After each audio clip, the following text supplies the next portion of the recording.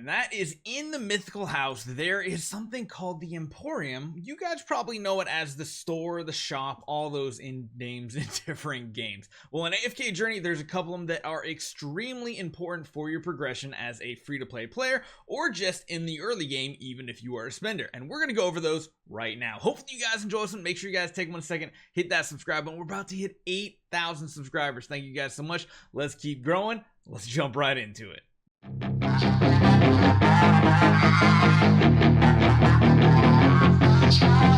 So when you jump into the mythical house, the Emporium is this one down in the bottom left-hand corner. This is essentially the store that doesn't cost anything, because as you guys know, there's there's the trolley, which is the paid store, which does have a few things that are completely free. Some of them are really good value, such as the growth bundle, but that's not what we're talking about here today. We're talking about the in-game store, and there are 5 different stores, starting off with the Recruit Store. So the way that you get these dolly tickets is actually by doing summons. You have to do really any of them over here in the Noble Tavern. These are all going to give you those little dolly tickets that are then going to be used for other things, and there's 2 things to really go for. You're going to want to go for the Stargazes here for 310, and you're going to want to go for the epic invite letters. These are the 2 things you want to go for, but these are the ones that are 50% off.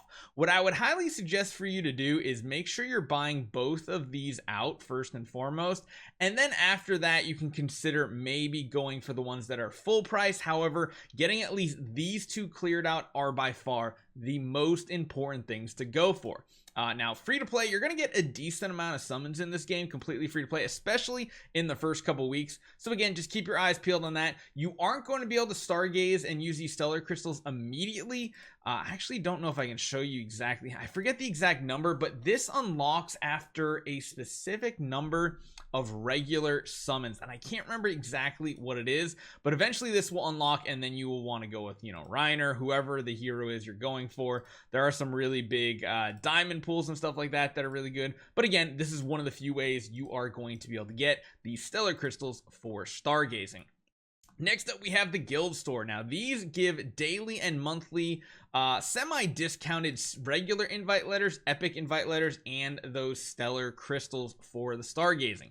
Those are all important. I usually buy those all up because they're a good deal. But most importantly, joining a guild like we talked about the other day is going to be getting these soul sigils for the celestial and hypogean heroes. As a free-to-play, this is pretty much the only way you're going to get going with this. But I will say you will probably get your first hypogean or celestial hero within the first week. Join your guild day 1 like we talked about, and then you're going to be grinding these out the entire time. It's really the only thing to use the guild medals on, so it's not like there's confusion on what to do. I would personally, again, go for Reiner if you are a free-to-play player.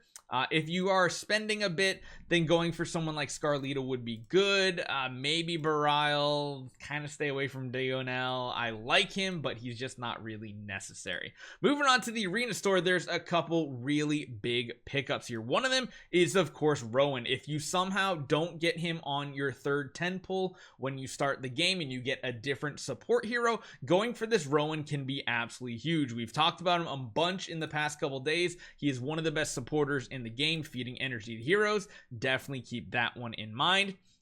You, of course, get Cessia as your first hero on your first 10 pull in the game. She is guaranteed. So getting additional copies to level her up isn't the worst idea. And then if you are going for kind of a Mauler type team, going for the Brutus here to unlock him and power him up can be very good. The Arena Store is pretty solid. You get arena coins every day. You get it from I think you also have you have weekly rewards here, you have daily rewards, and then you're also going to get a bunch of diamonds here for completing certain tasks. And then there's also victory rewards that are going to give you stuff every single week as well. So grind that out. This is where you're going to get some of the S level heroes. Most of them are kind of stay away from type heroes like Brutus, Rowan, Cessia, maybe Granny if she's the one you're going for as your tank hero on your account. Granted, she's good, just maybe not the best. There are better options, but that is really awesome. Next up is the Dream Store. So the Dream Store is awesome because this is probably one of my favorite game modes, besides the PvP mode that we'll talk about a little bit more.